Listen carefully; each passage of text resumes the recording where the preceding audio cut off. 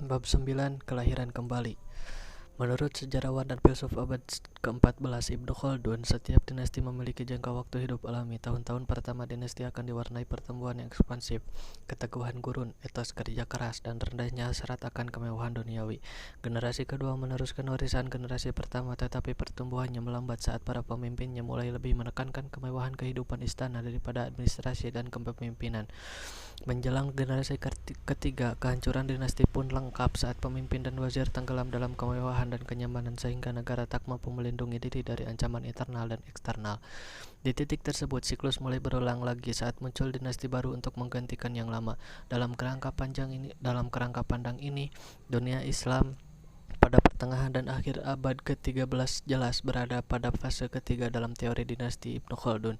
Pemimpin yang tak kompeten, kelesuan kelompok tentara, serta kekayaan dan kemewahan berlebihan memengaruhi ketidakmampuan dunia Islam mempertahankan diri dari serangan luar.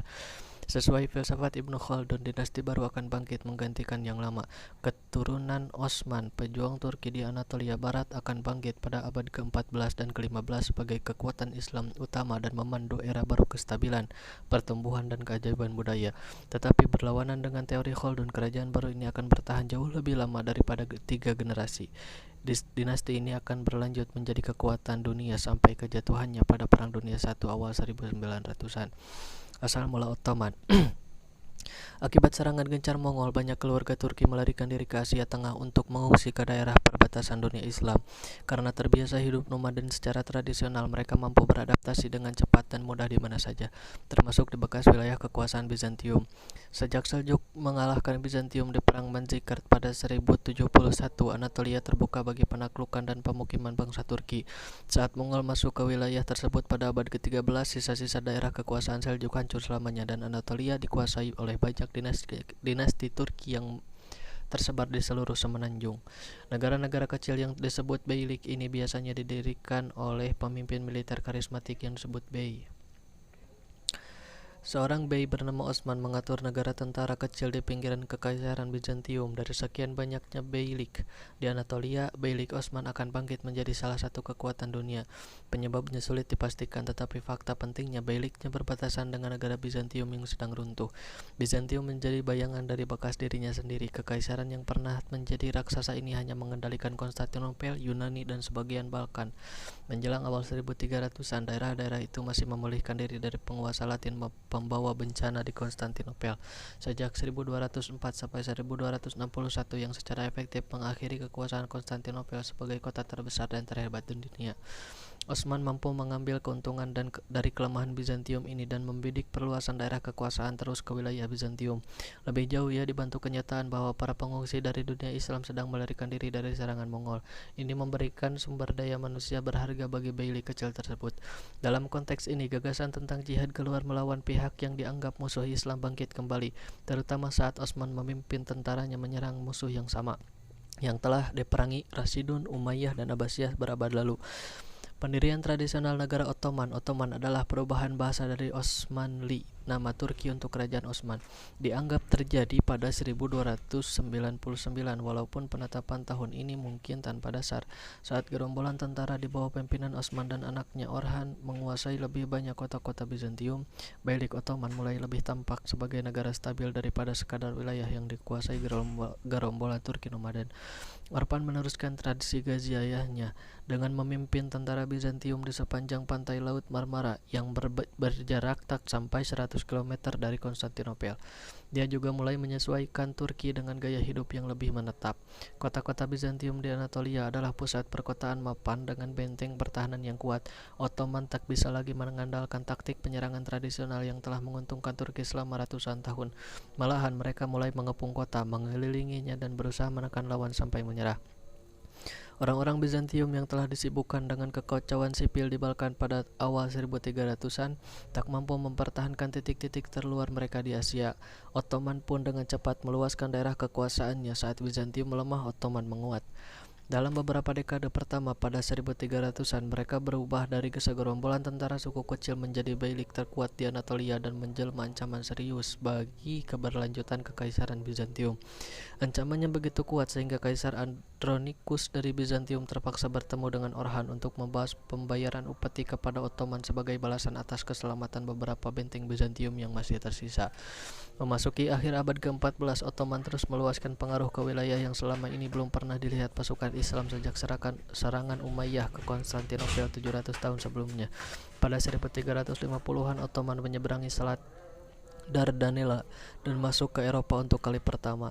Dengan memanfaatkan perpecahan Bizantium, Sultan Orhan dan kemudian anaknya Murad I mampu menegakkan otoritas Ottoman di sebagian Thrace. Berkat sejarah nomadennya, Turki mampu memindahkan seluruh keluarga dan sukunya dengan mudah ke perbatasan Eropa dan mendirikan kota baru di seluruh tanah taklukan. Perpindahan demografi besar ini memberikan stabilitas di wilayah yang akan dikelola Ottoman. Pertumbuhan mengesankan negara Ottoman dari beylik kecil Turki menjadi kekuatan regional pada abad ke-14 dimungkinkan oleh tradisi intelektual unik yang menjadi landasan Ottoman. Pada awal berdirinya Ottoman, perang melawan Bizantium menjadi tugas keagamaan. Ghazi atau pejuang keimanan yang bertempur di bawah pimpinan Osman, Orhan, dan Murad percaya bahwa mereka melanjutkan tradisi yang sudah berlangsung berabad-abad tentang Muslim yang mengangkat senjata melawan Bizantium. Islam memberikan kekuatan pemersatu bagi bangsa Turki di Anatolia. Mengakui diri menjadi pelindung keyakinan, para Sultan Ottoman mampu mengumpulkan ribuan prajurit untuk bertempur di bawah pimpinan mereka. Dengan ingatan akan bencana Mongol baru-baru ini dan masih berlangsung di Timur Tengah, harapan untuk menghadirkan kejayaan Islam sekali lagi menjadi faktor pendorong bagi bangsa Turki. Islam satu-satunya kekuatan yang mampu menyatukan sekelompok orang yang terpecah, nomaden, dan beragam seperti bangsa Turki perbatasan pada abad ke-14. Karena Ottoman memberikan penekanan pada tradisi Islam, hukum perang Islam pun berlaku. Kembali pada 630 saat Khalifah Abu Bakar mengirim kekuatan ekspedisi ke utara untuk menghadapi Bizantium. Ia menerapkan aturan tegas untuk tidak melukai penduduk sipil atau mengambil harta benda pribadi dan hanya membunuh tentara musuh. Tradisi tersebut berlanjut di bawah Ottoman yang sepertinya sangat toleran terhadap penduduk non-muslim. Di wilayah kekuasaannya saat pasukan Ottoman maju ke Eropa, para penduduk desa dibiarkan begitu saja selama tidak memberontak secara aktif terhadap otoritas Ottoman. Kebebasan yang diberikan Ottoman sangat kontras dengan perilaku pejuang perang salib Latin seabad sebelumnya yang memperkosa dan menjarah wilayah Bizantium selama beberapa dekade. Sebagai perbandingan, Ottoman adalah penakluk yang toleran dan adil, sementara itu kelas bangsawan Eropa Tenggara umumnya sangat ingin mencari bantuan dari Katolik di Barat dalam menghadapi invasi Ottoman, tetapi masyarakat luas tidak siap menghadapi dominasi Latin di tanah mereka sekali lagi. Sepertinya mereka mendukung Ottoman dalam banyak hal setelah mendapatkan janji tentang toleransi agama. Maka baik untuk tujuan praktis maupun keagamaan, kebijakan toleransi agama dari Ottoman tampaknya telah menjadi aturan saat mereka melakukan ekspansi ke Eropa Kristen. Periode terbaik ekspansi awal Ottoman terjadi pada zaman Sultan keempat, Bayezid I. Nama julukannya sebagai tentara adalah Yildirim, yang berarti halilintar karena ia mampu menggerakkan tentara bolak-balik ke Eropa dan Asia dengan cepat. Migrasi tahunan dan pasukan membuat setengah tahun dihabiskan untuk berekspansi ke Eropa Kristen, sedangkan setengah tahun lagi dihabiskan di Asia melawan musuh Turki dan sebagian mengislamkan Mongol. Di Eropa, ia memperluas wilayah yang tetap di bawah kedaulatan Ottoman sampai gelombang nasionalisme Eropa menyapu kekaisaran itu pada 1800-an. Ia menaklukkan Serbia, Bulgaria, dan Yunani untuk kali pertama. Ottoman juga menyeberangi sungai Danube masuk ke Wallachia. Konstantinopel sendiri dikepung oleh halilintar. Walaupun Ottoman tak memiliki teknologi atau jumlah pasukan untuk menundukkan kota tersebut, toh tanpa ibu kota kerajaan tersebut, Ottoman sudah menjadi salah satu kerajaan terkuat di Eropa dan dunia Islam. Kekuatan ini menarik perhatian penguasa Muslim lain yang berusaha menjadi penakluk besar berikutnya. Timur, pemimpin Mongol yang menguasai Asia Tengah dan Persia, berusaha mengembalikan otoritas Mongol di Anatolia dengan menghadapi ekspansi Ottoman. Walaupun seorang Muslim, tindakan Timur dalam perang tak berbeda dari nenek moyangnya yang non-Muslim yang menghancurkan wilayah ini 100 tahun lalu. Ia ingin mengembalikan kekaisaran Mongol yang didirikan Genghis sehingga harus menghapuskan kerajaan antar benua Ottoman. Dalam perang Ankara pada 1402, dua pemimpin militer besar Bayezid dan Timur berjumpa. Meskipun diperkuat tentara dari negara asal Kristen Eropa, Ottoman kalah mutlak. Sang halilintar yang agung sendiri tertangkap dalam perang dan dibawa ke ibu kota kekuasaan Timur, Samarkand. Sementara itu, wilayah Ottoman dibagi kepada keempat anak Bayezid oleh Timur. Ia berharap mereka saling bertempur untuk mengakhiri kekaisaran Ottoman.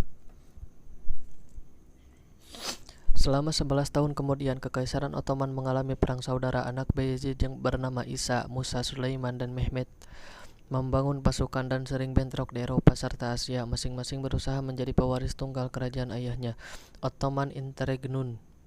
Demikian kerajaan ini disebut, menjadi contoh salah satu masalah inheren dalam dinasti. Tak pernah ada prosedur suksesi formal yang dapat dipilih oleh para sultan. Sepertinya Ottoman percaya bahwa anak yang paling mampu entah bagaimana akan bangkit dan memenangkan takhta setelah kematian ayahnya. Ini akan memastikan hanya yang terbaik dari dinasti tersebutlah yang menjadi sultan, sehingga negara akan tetap kuat selamanya. Tetapi pada praktiknya, tradisi ini menimbulkan perang saudara yang umumnya pecah setelah kematian seorang sultan. Hal ini terus akan menjadi masalah sampai Sultan Ahmad I merumuskan kebijakan suksesi resmi pada abad ke-17. Akan tetapi pada awal 1400-an, anak-anak sultan harus bertempur sampai mati. Menjelang 1413, Mehmed muncul sebagai pemenang atas saudara-saudaranya dan mampu menyatukan wilayah kerajaan di bawah kendalinya. Bagaimana cara ia menyatukannya secara militer tidak sepenting penyebab Kekaisaran Ottoman mampu merekonstruksi diri setelah perang saudara selama 11 tahun. Alasan utamanya adalah institusi yang dibangun Ottoman di seluruh wilayah mereka pada abad ke-14 di atas segalanya.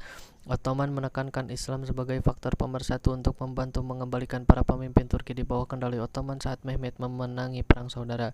Sebagai penjaga perbatasan Islam, penduduk Muslim di Anatolia dan Balkan mengandalkan Ottoman. Terbaginya kerajaan pada keempat anak mengurangi kekuatan melawan kekuasaan Bizantium.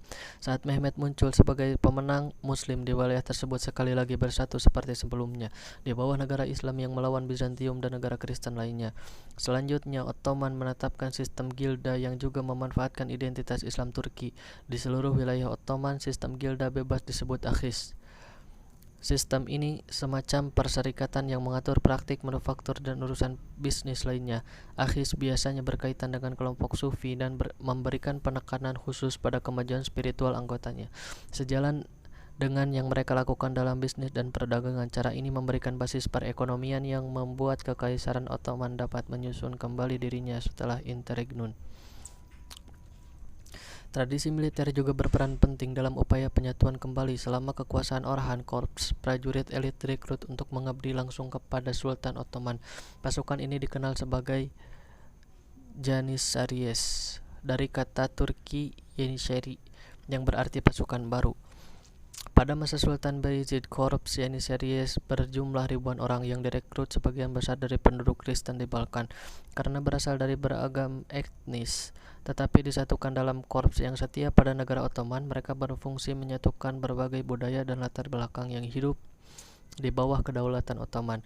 Orang Yunani, Serbia, Albania, Bulgaria, dan yang lainnya terlihat dalam salah satu institusi yang paling prestisius di Kekaisaran Ottoman. Hal ini jarang terjadi pada Bizantium, Yunani, dan Katolik lain.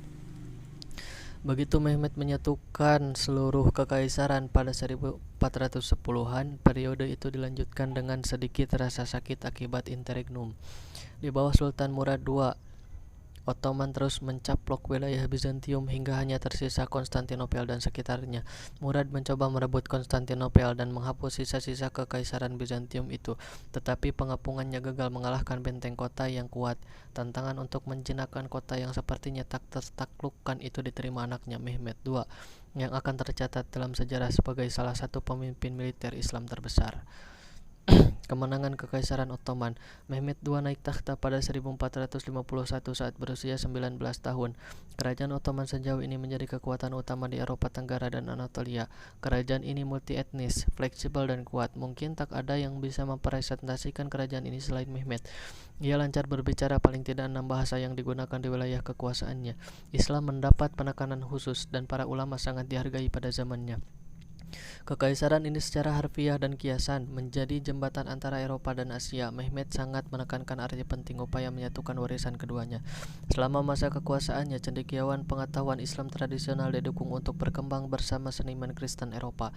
Mehmed mengingatkan kita kepada pemimpin Islam sebelumnya seperti Harun ar-Rasyid dan Saladin. yang menguasai pengetahuan kepemimpinan serta kecakapan militer. Akan tetapi ada dua ganjalan bagi Mehmet.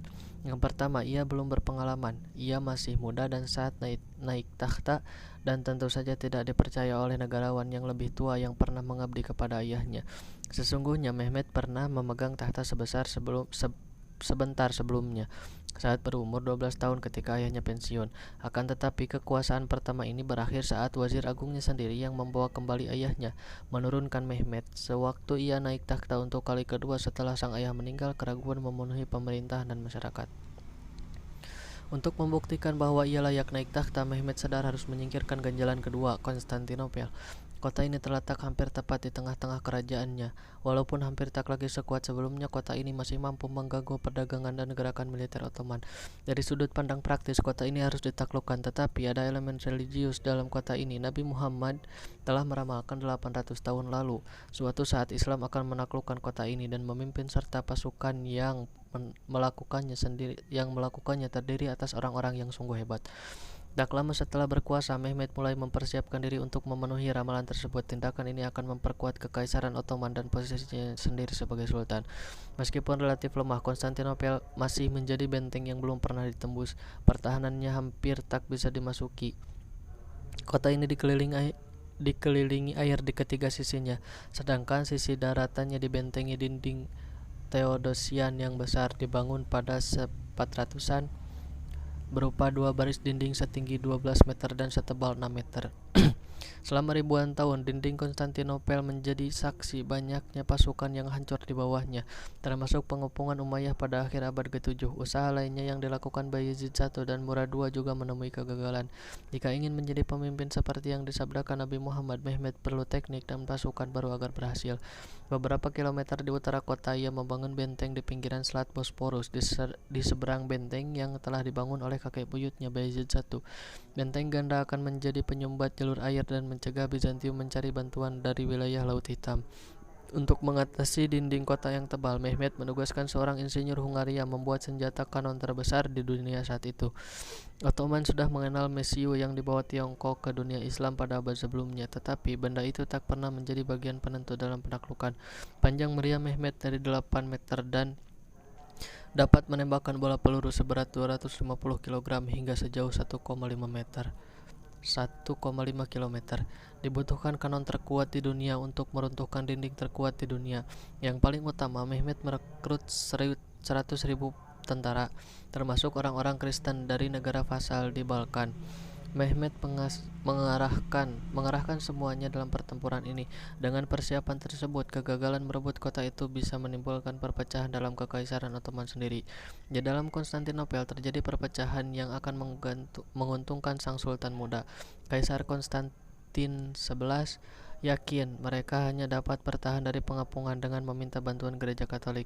Tetapi banyak orang di Konstantinopel yang masih mengingat kehancuran kota di tengah tentara perang salib Katolik abad ke-13.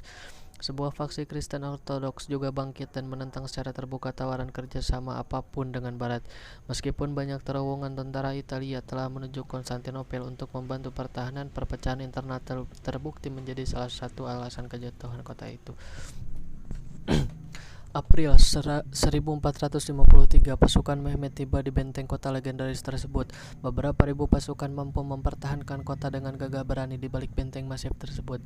Tetapi akhirnya setelah membombardir terus-menerus, usaha berulang melewati dinding dan strategi jenius yang melibatkan 70 kapal Ottoman sejauh 2 km dari daratan hingga ke pelabuhan kota itu, penaklukan pun berhasil dilakukan. Pada 29 Mei 1453, pasukan Islam akhirnya berhasil menaklukkan kota legendaris ini. Mehmet yang kemudian dikenal sebagai sang penakluk menjadikan kota ini sebagai ibu kota pemerintahan. Kekaisaran Ottoman tak lagi punya ganjalan dan kemasyhuran Mehmet menyebar ke seluruh dunia Islam sebagai penguasa kuat dalam kekaisaran baru yang akhirnya memenuhi ramalan 800 tahun itu. Di titik tersebut tak diragukan lagi kekaisaran Ottoman berada di puncak dunia Islam. Setelah penghancuran Baghdad 195 tahun sebelumnya, sekarang Islam bangkit untuk memperluas batas-batasnya dan meraih batas baru. Penaklukan Konstantinopel lebih dari sekadar kemenangan militer atas musuh bebuyutan. Penaklukan ini juga menyimbolkan kebangkitan kembali dunia Islam sebagai kekuatan imperial dan multikultural kultural. Sudah sekian abad berlalu sejak penaklukan oleh Bani Rashid dan Umayyah membuka daerah baru untuk Islam.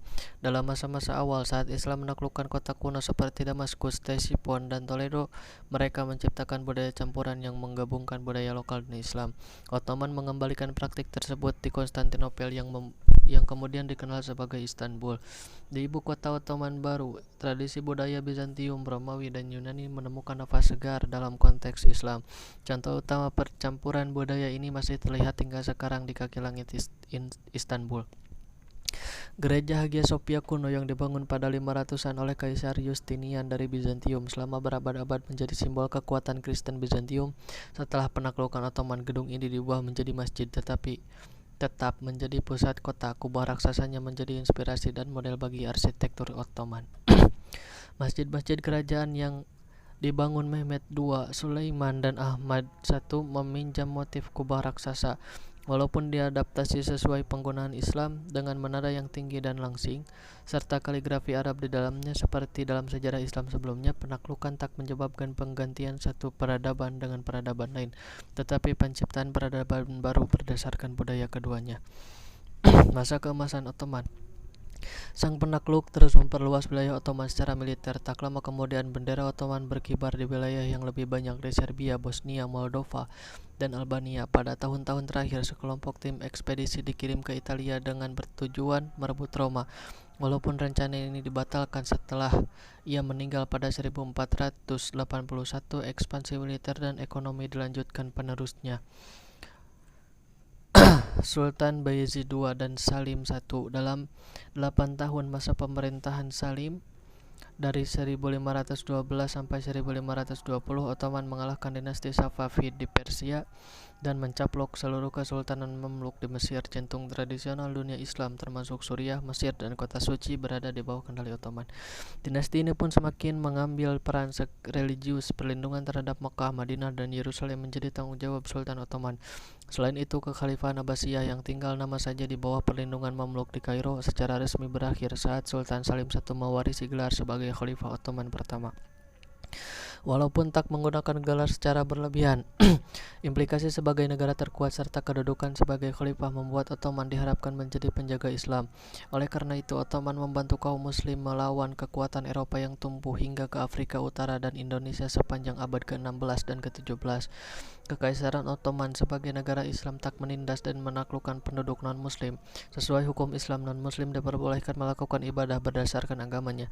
Ottoman juga melangkah lebih jauh. Mereka mengizinkan orang Kristen dan Yahudi membentuk komunitas semi-otonom. Dalam sistem yang disebut millet, non-muslim diperbolehkan memilih pemimpinnya sendiri yang mewakili mereka dalam pemerintahan Ottoman. Pemimpin ini berlaku sebagai perantara antara Sultan Ottoman dan berbagai komunitas kepercayaan di dalam kerajaan. Secara bertahap, puluhan millet terbentuk untuk mewakili banyaknya gereja Kristen di wilayah Ottoman. Bagi kerajaan yang memiliki penduduk mayoritas non-muslim, melibatkan dan menyatukan mereka sangat penting. Tak seperti kerajaan Eropa lain saat itu, homogenitas etnis dan agama dalam batas-batas wilayah bukanlah prasyarat bagi kestabilan dan kekuatan Ottoman. Malahan yang membuat kerajaan ini begitu besar adalah kemampuan untuk melayani berbagai masyarakat dan mengambil manfaat dari apa yang bisa mereka sumbangkan pada kerajaan. Masa keemasan negara Ottoman tak diragukan lagi terjadi pada 46 tahun masa kekuasaan Sultan Sulaiman pada 1520 sampai 1566. Pada masa itu, Kesultanan Ottoman mencapai kekuasaan terbesarnya semenanjung Balkan, dunia Arab yang terdiri atas Jazirah Arab dan Afrika Utara. Sebagian pegunungan Kaukasia dan Persia berada di bawah kendali Ottoman. Sultan yang energik ini secara pribadi memimpin penyerangan ke Rhodes dan Belgrade, benteng yang sebelumnya tak tertaklukkan, tetapi ia gagal dalam pengepungan Wina pada 1526 yang menjadi batas antara Eropa Kristen serta Islam pada abad ke-16 dan ke-17. Ekspansi terus-menerus memberikan perampasan perang lebih banyak penyokong perekonomian yang telah cukup kuat karena rute perdagangan menguntungkan yang melalui kerajaan. Kekuatan ekonomi yang besar juga menghasilkan kemajuan budaya yang tinggi. Tanpa adanya saingan kekuatan politik, militer, dan ekonomi, Sulaiman mampu membuat perubahan besar dalam sistem hukum Ottoman. Bersama Mufti Besar Ebu Sud Effendi, Pejabat hukum tertinggi kerajaan, ia menulis ulang seluruh buku hukum tentang kerajaan. Seperti hampir di semua negara Islam, perangkat hukum tertinggi tetaplah syariah. Hukum Islam berdasar Quran dan hadis, tetapi hukum sekuler kerajaan yang dibuat sultan sebelumnya harus diteliti agar tidak saling bertabrakan atau melanggar syariah. Hukum yang usang, kontradiktif, dan tak islami dibuang. Hasilnya berupa kode hukum yang ramping dan tegas yang bisa digunakan kerajaan Ottoman selama ratusan tahun. Oleh karena itu rakyat mengenal dia sebagai Kanuni, sang pembuat hukum. Saat Sulaiman meninggal pada 1566, kekuasaan beralih ke Salim II. Tak seperti Salim pertama, anak kesayangan Sulaiman ini tak cakap sebagai administrator ataupun pemimpin militer. Invasi keliru ke Siprus pada 1571 menyebabkan adanya Front Persatuan Kristen melawan Kekaisaran Ottoman. Dalam Perang Lepanto pada tahun yang sama, Eropa Kristen akhirnya menang telak atas Turki dan supremasi Ottoman di Mediterania lenyap selamanya. Akan tetapi kerajaan Ottoman bukanlah rumah kartu yang runtuh akibat satu kekalahan. Ottoman tetap menjadi kekuatan Eropa utama selama ratusan tahun setelah kekuasaan Salim. Masa penaklukan Ottoman baru berakhir pada abad ke-16. Eropa akhirnya mampu menyusul dunia Muslim, baik secara teknologi maupun sosial, tepat saat Ottoman sedang mengetahui batas-batas kekuatan militer dan politiknya. Butuh waktu beberapa abad sebelum keseimbangan kekuatan bergeser penuh, tetapi kemunduran Ottoman sudah dimulai. Safavid. Segera setelah kebangkitan Ottoman yang sangat cepat pada abad ke-15, sebuah kerajaan baru terbentuk di timur sebagai pesaing. Asal mula kerajaan Safavid sama dengan Ottoman dalam banyak hal, tetapi cara pandang dunia dan struktur keagamaannya secara mendasar sangat berbeda. Konflik antar kedua kerajaan besar dari abad ke-16 hingga ke-18 ini membantu menentukan susunan keagamaan Timur Tengah selama berabad-abad. Hasilnya pun masih terlihat sampai sekarang. Tak satu pun kelompok yang mampu menanamkan kendali di seluruh wilayah. Banyak kerajaan kecil muncul yang tampak saling berkonflik satu sama lain tanpa otoritas pusat. Gagasan yang beragam dan kadang tak ortodoks pun berkembang bebas. Walaupun sebagian besar masyarakat Persia tergolong Sunni sejak penaklukan pada 600-an, gerakan Syiah mulai berkembang di utara dengan dipimpin Sufi Turki yang dikenal sebagai Safavid. Golongan ini terdapat ditelusuri asalnya pada periode kekacauan setelah invasi Mongol pada 1200-an. Seiring berjalannya waktu, golongan ini semakin mistik dibanding jalan Sufi lainnya. Akhirnya golongan ini mengadopsi aliran 12 Imam Syiah sebagai keyakinan resmi. Kerajaan Syiah sudah muncul sebelum Safavid, tetapi mereka tak pernah menjadi penganut 12 imam sebab keyakinan inti aliran itu adalah Imam ke-12 sedang bersembunyi dan hanya akan datang pada akhir zaman sebagai penyelamat umat manusia. Sebagian besar penganut aliran ini yakin bahwa aktivitas politik harus dihentikan sampai kembalinya sang imam. Safavid mengelakkan keyakinan ini dengan menyatakan para pemimpin kelompok mereka keturunan Ali dan terhubung dengan imam tersembunyi itu sendiri, sehingga memberikan legitimasi sebagai kelompok politik Syiah berdasarkan keturunan. Dengan penggabungan legitimasi politik dan religius seperti itu, Safavid sibuk menciptakan sebuah kerajaan pada akhir 1400-an. Mirip Osman dan keturunannya, Safavid memimpin serangan bersenjata ke wilayah yang didominasi Kristen, terutama Kaukasus sebelah utara basis mereka di Azerbaijan. Perkembangan kekuatan Safavid pada akhir 1400-an serta pandangan keagamaannya yang heterodoks mendapatkan perlawanan dari pangeran-pangeran Sunni di Persia. Pada 1488, pemimpin Safavid terbunuh dan kendali kelompok ini jatuh pada anak tertua berumur 2 tahun yang bernama Ismail. Sepanjang masa kecil ia bersembunyi dilindungi sekelompok tentara yang setia kepadanya dan dikenal bernama Kizilbash. Bahasa Turki untuk kepala merah mengacu pada topi merah khusus yang mereka kenakan. Saat Ismail akhirnya cukup umur, terbukti ia mampu menjadi komandan militer dengan memimpin Kizilbash menang melawan pangeran Turki di Azerbaijan.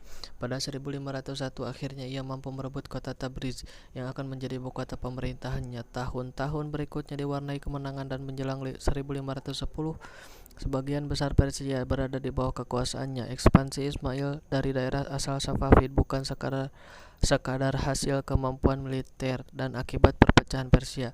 Ismail juga memanfaatkan rasa nasionalisme Persia yang lama terpendam di alam bawah sadar masyarakat. Sejak penaklukan Islam pada 600-an, Persia tak pernah memiliki pemerintahan asli orang Persia. Bangsa Arab Turki kemudian Mongol mendominasi wilayah ini, bahkan saat masyarakat umum memegang teguh identitas Persia pra-Islam. Ismail mengedepankan kembali identitas tersebut. Ia menyatakan diri sebagai Shah, istilah pra-Islam yang berarti raja. Ia membangkitkan kenangan kerajaan Persia pada masa lalu. Bahasa Persia menjadi bahasa pengantar di pemerintahan dan masyarakat. Untuk menjadikan kerajaan lebih seragam, Ismail menggabungkan nasionalisme Persia dengan Syiah. 12 imam. Gerakan aliran Syiah ini menjadi agama resmi kerajaan dan secara kasar dipaksakan kepada rakyat. Islam Sunni dianggap melanggar hukum dan penduduk diberi pilihan untuk pindah, mengungsi, atau mati. Ulama-ulama Syiah dibawa dari luar kerajaan termasuk Irak dan Lebanon untuk mengajarkan keyakinan baru kepada masyarakat dan menghapus warisan intelektual Sunni. Tanah asal ulama Sunni besar seperti Abu Hanifah, Ibnu Sina, dan Al-Bukhari dengan segera menjadi pusat pergerakan Syiah. Tetapi Ismail tak puas hanya mengendalikan keyakinan orang Persia dan berharap dapat memasukkan orang Syiah di dalam kerajaan dan di luarnya.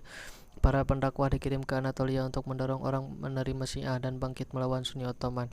Malang bagi Ismail, Sultan Ottoman yang sedang berkuasa pada 1510-an itu Salim I yang mendapat julukan Yavuz yang berarti cemburut. Tentu saja Yavuz Salim tidak berpangku tangan saat orang luar mengganggu kerajaannya, terutama yang mempromosikan versi Islam yang tak ortodoks. Pada 1514 Salim menyerbu wilayah Safavid, berusaha menghancurkan Ismail dan pasukannya. Kedua belah pihak bertemu di Khaldiran, dekat ibu kota Tabriz. Dalam pertempuran itu Ottoman menggunakan meriam dan senapan melawan semangat keagamaan Safavid. Ottoman keluar sebagai pemenang. Ismail melarikan diri dengan aura supernatural yang tercemar selamanya. Diduga ia menghabiskan sisa hidup dalam depresi dan kecanduan alkohol karena tak pernah melupakan kekalahan dari kerajaan Sunni yang kuat. Walaupun demikian, kerajaannya tetap utuh. Salim tak mampu mencaplok wilayah Safavid. Perang ini lebih menjadi sarana memformalkan perbatasan antara Ottoman Sunni dan Safavid Syiah, alih-alih untuk mengakhiri sebuah dinasti. Perbatasan kekuasaan tetap tak berubah selama berabad-abad dan hingga sekarang menjadi batas antara Turki Sunni dan serta Syiah Iran. Kerajaan Ismail mencapai puncak kejayaan di bawah pimpinan cucunya Shah Abbas I yang memerintah sejak 1587 hingga 1629. Saat perbatasan dengan Ottoman semakin tegas dan perang semakin jarang, Safavid bisa lebih memusatkan perhatian pada kebangkitan kembali budaya Persia. Melukis figur manusia yang umumnya dilarang ulama Sunni berkembang di Safavid Persia. Miniatur Persia menjadi bentuk ekspresi artistik yang dominan dan sangat memengaruhi seni negara tetangga juga. Tak seperti karya Renaissance Eropa kontemporer yang berfokus pada lukisan realisme, miniatur Persia tidak dimaksudkan untuk menggambarkan realitas. Biasanya miniatur ini digunakan untuk mengilustrasikan naskah sehingga berfungsi sebagai pelengkap kisah yang ada. Seni mendongeng Persia juga berkembang kembali. Riwayat epos pra-Islam tua menemukan ruang tumbuh kembali bersama karya-karya yang lebih baru tentang orang Persia. Shahnama, puisi epos pada abad ke-9 yang mengisahkan sejarah pra-Islam Persia, meraih kemasyhuran khusus karena mendorong masyarakat di bawah kekuasaan Safavid merangkul kembali budaya dan sejarah Persia. Wasiat terbesar kekuasaan dan budaya Safavid datang dalam bentuk arsitektur dan perencanaan perkotaan Persia. Di Isfahan, ibu kota Shah Abbas I, berdiri bangunan publik dan masjid yang rumit, dilengkapi dengan taman terbuka yang luas serta mozaik dan kaligrafi geometris yang kompleks. Gedung-gedung di kota ini menggambarkan kemakmuran dan kekuatan Safavid Iran pada abad ke-17. Arsitektur Safavid pada era tersebut begitu memikat sehingga muncul ungkapan umum mengenai kemasyhuran kota ini. Isfahan adalah setengah dunia. Mughal, kerajaan serbuk Mesyu Islam terbesar ketiga, datang dari timur di India. Kesultanan Delhi telah memerintah bagian utara anak benua India sejak awal 1200-an. Penggabungan budaya Arab, Persia, dan Turki dengan budaya India asli secara perlahan menghasilkan peradaban Islam India yang baru dan unik. Menjelang awal 1500-an, kekuatan politik Islam di India mulai surut, tetapi sudah cukup banyak penduduk yang menjadi Muslim. Hal biasa dalam budaya Islam, sehingga dinasti Islam baru dapat tumbuh dengan mudah di anak benua ini. Kerajaan Mughal didirikan oleh penakluk Turki dari Asia Tengah, Babur. Ia mengklaim sebagai keturunan langsung Genghis Khan dan Timur. Silsilah ini membuatnya yakin bahwa ia akan memimpin kerajaan besar, tetapi awal masa kepemimpinannya di negara kecil sang ayah di Uzbekistan tak terlalu berhasil. Ia kehilangan kontrol atas kota utama Samarkand serta tanah nenek moyangnya di lembah Fergana, lalu dipaksa mengecilkan diri dengan sekelompok kecil pengikut. Akhirnya ia mampu mengukuhkan diri sebagai penguasa kota Kabul di daratan tinggi Afghanistan dengan memanfaatkan perpecahan dan anarki di wilayah tersebut. Dari tempat ini ia sering mencoba menaklukkan tanah asalnya di Asia Tengah, terkadang dengan bantuan Safavid tapi tak berhasil. Ia malah mengalihkan perhatian ke seberang pegunungan Hindu Kush dan masuk ke India. Pada 1542 ia menyerang Kesultanan Delhi yang saat itu di bawah kendali dinasti Lodhi. Dalam perang Panipat pada 1526 secara mutlak Babur mengalahkan satu-satunya negara Islam di India dan mengangkat diri menjadi Raja Delhi. Pada akhir abad ke-16 kerajaan Mughal memperluas jangkauannya hampir ke seluruh anak benua India. Dalam banyak kasus, penguasa lokal dibiarkan tetap berkuasa dengan imbalan membayar kesetiaan kepada Mughal. Di negeri yang begitu beragam dan terpisah, penetapan politik semacam itu diperlukan bagi stabilitas negara imperial. Dan seperti nenek moyangnya Timur yang menyerbu India, tetapi tak pernah mendirikan kerajaan yang bertahan lama. Negara Babur di anak benua akan bertahan selama berabad-abad. Negara ini disebut kerajaan Mughal yang mengacu pada warisan Mongol. Tetapi budaya dan tradisi Mongol hanya memainkan peran kecil. Malahan kerajaan ini berfungsi sebagai wadah penyatuan Arab, Turki, Persia, dan India. Mirip seperti kerajaan Ottoman yang sezaman, kerajaan Mughal menyatukan beragam manusia dan tradisi. Tak lazim bagi seorang Hindu di kerajaan Mughal membaca dan menulis dalam bahasa Persia, atau bagi seorang arsitek Muslim Persia terinspirasi oleh bangunan Hindu India. Seorang Muslim arsitek besar Ottoman, Mimar Sinan, pergi ke kerajaan Mughal untuk terlibat dalam pembangunan Taj Mahal yang legendaris. Secara khusus, India menarik bagi ulama Muslim dari bagian dunia Islam lain yang melihat peluang di wilayah ini untuk menyebarkan Islam dengan berdakwah. Suasana percampuran budaya menjadi puncaknya pada masa Kaisar Akbar. Dengan menganggap dirinya pecinta seni dan seorang intelektual, ia giat mendukung cendekiawan tanpa memperhatikan latar belakang budaya dan agama mereka. Dia terkenal kerap mewadahi debat dan diskusi antar cendekiawan berbagai agama di istananya. Pemuka agama Hindu, Buddha, Kristen, dan Yahudi diundang untuk mendiskusikan konsep Tuhan dan agama mereka dengan ulama Muslim. Akbar lalu merumuskan teori keagamaannya sendiri yang dalam pikirannya dapat menjembatani kekosongan antar berbagai tradisi. Dia menyebut agama barunya sebagai dinillah atau agama Allah. Islam yang monoteis dan Hindu yang politeis pada dasarnya bukanlah teologi yang cocok. Hasilnya agama Akbar cenderung fokus pada perilaku pribadi daripada masalah ketuhanan.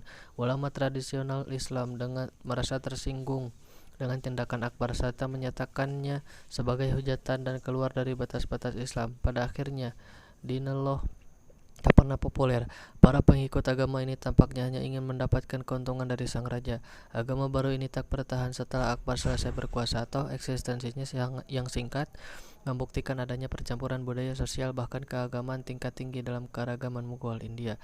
Penguasa seterusnya merencanakan jalan kembali ke Islam tradisional. Hal ini mencapai puncaknya pada masa Aurangzeb, Kaisar Mughal ke-7 yang berkuasa di puncak Mughal. Gelar kerajaannya Alamgir, penakluk dunia, lantaran ekspedisi militernya ke seluruh dunia. Masa kekuasaannya selama 49 tahun ditandai oleh peningkatan aktivitas militer kerajaan Mughal dan kealiman pribadi serta dukungan pada pengetahuan Islam. Ia terkenal atas ketidaksetujuannya terhadap pembangunan Taj Mahal oleh ayahnya Shah Jahan. Bangunan ini merupakan makam yang besar dan mahal. Aurangzeb melihatnya sebagai pemborosan dan bertentangan dengan yang diajarkan Nabi Muhammad. Ia juga merasa perlunya disusun petunjuk lengkap hukum Islam kebutuhan Muslim India. Maka dari itu, ia mengumpulkan ratusan ulama hukum Islam untuk mengerjakan solusinya. Hasilnya Fatwa Alamgiri atau Fatwa Alamgiri yang monumental, kumpulan fatwa berdasarkan hukum Islam mazhab Hanafi. Karya ini ia gunakan sebagai hukum legal resmi di kerajaan. Menelaah kembali negara Islam pertama di Madinah, Aurangzeb menetapkan syariah Islam sebagai hukum di India. Hal ini meningkatkan popularitasnya di kalangan rakyat di seluruh India. Ia menghapuskan pajak yang tak sesuai Islam sehingga meringankan beban finansial rakyatnya. Dalam hubungan dengan non-muslim, Kaisar Aurangzeb telah mencapai reputasi modern sebagai raja fanatik dan tidak toleran. Warisannya menggambarkan dampak politik modern terhadap cara pandang seseorang memahami masa lalu. Perlu diperhatikan bahwa banyak kuil Hindu di India dihancurkan selama masa pemerintahannya. Fakta sejarah ini serta ketaatannya yang tinggi pada Islam telah mengerahkan banyak ahli sejarah dan penulis pada zaman sekarang menyebutnya sebagai penguasa yang tak toleran dan penindas. Akan tetapi alasan dibalik penghancuran itu harus dianalisis untuk memahami penguasa jenis apa ia dan secara umum bentuk kekuasaan Mughal itu sendiri. Selama abad ke-17, kuil-kuil di India umumnya digunakan sebagai pusat kegiatan politik. Selain tempat ibadah, pemimpin kuil kerap bertindak sebagai pejabat politik dalam daerah hukum masing-masing guna memelihara ketertiban dan kendali kerajaan. Kuil-kuil yang dihancurkan Aurangzeb berhubungan dengan pemberontakan politik yang dipimpin pejabat kuil untuk melawan peraturan Mughal. Ini menjadi kecenderungan pada masa kekuasaannya, terutama dengan terbentuknya Konfederasi Maratha yang muncul pada 1600-an. Jadi dalam pandangan kerajaan Mughal abad ke-17, penghancuran kuil bukanlah penindasan keagamaan melainkan pertahanan politik. Malahan pada masa kekuasaan Aurangzeb, banyak kuil baru yang dibangun di India dan banyak penasihat tertingginya yang orang Hindu. Salah satu bahaya penelitian sejarah yang dangkal dan harus dihindari dalam dunia yang penuh politik sekarang ini adalah membebankan konflik politik modern sebagai warisan dan tokoh-tokoh zaman dulu. 3 kerajaan Mesyu secara bersama-sama Ottoman, Safavi, dan Mughal dikenal sebagai kerajaan Mesyu. Mereka berkuasa dengan tatanan baru di dunia Islam, lahir dari sisa-sisa invasi Mongol yang menghancurkan. Mereka mewakili kebangkitan kembali dunia Islam. Meskipun membentang di wilayah berbeda yang sangat luas, mereka memiliki tujuan politik bertentangan dan perbedaan keagamaan yang mencolok. Mereka memiliki inti budaya yang sama, yaitu Islam. Ini membuat mereka tampak lebih mirip, bukannya berbeda. Mereka semua menganut agama yang sama dari tanah Arab. Birokrasi istana dan budaya yang mengacu pada Persia dan mengakar pada Turki. Seorang muslim mungkin bisa bepergian pada 1600-an dari semenanjung Balkan, melintasi tanah Arab menuju dataran tinggi Iran, dan melintasi pegunungan Hindukush untuk masuk ke anak benua India tanpa merasa asing. Kesatuan budaya baru terbentuk dan mengikat bagian dunia yang lebih luas daripada yang pernah dilakukan Yunani dan Romawi kuno. Kerajaan Ottomanlah yang kali pertama memanfaatkan Mesyu dan Merium dalam skala besar. Kemudian segera diikuti Safavi dan Mughal. Tingkat pencapaian ilmiah dan tekniknya tentu saja tak sebanding dengan masa keemasan ilmu pengetahuan dinasti Abbasiyah. Tetapi ini menandai era terakhir superioritas Islam di bidang teknik. Begitu negara-negara Eropa lebih unggul pada akhirnya ketika kerajaan itu lenyap pada abad ke-18 dan ke-19. Yang paling signifikan bagi dunia Islam modern adalah pandangan tentang persatuan pan-Islam yang tampaknya tak lagi layak. Dinasti Umayyah dan Abbasiyah pernah memimpin kerajaan yang membentang dari Spanyol hingga India, tetapi model politik seperti itu tak memadai lagi. Kekhalifahan dipegang Ottoman, tetapi sebagian ulama hukum Islam seolah menerima ide bahwa setiap wilayah memiliki khalifahnya sendiri. Ada beberapa surat dari Sultan-Sultan Ottoman yang ditujukan kepada Raja Mughal dengan gelar khalifah, Amirul Mukminin, yang berarti pemimpin mukminin. Ada pula beberapa usaha dalam penyatuan pan-Islam secara simbolis. Yang paling terkenal terjadi pada masa pemerintahan Sultan Abdul Hamid II dari Ottoman pada akhir abad ke-19. Tetapi saat kerajaan Mesyu ini bangkit, kegunaan kerajaan pan-Islam melesat.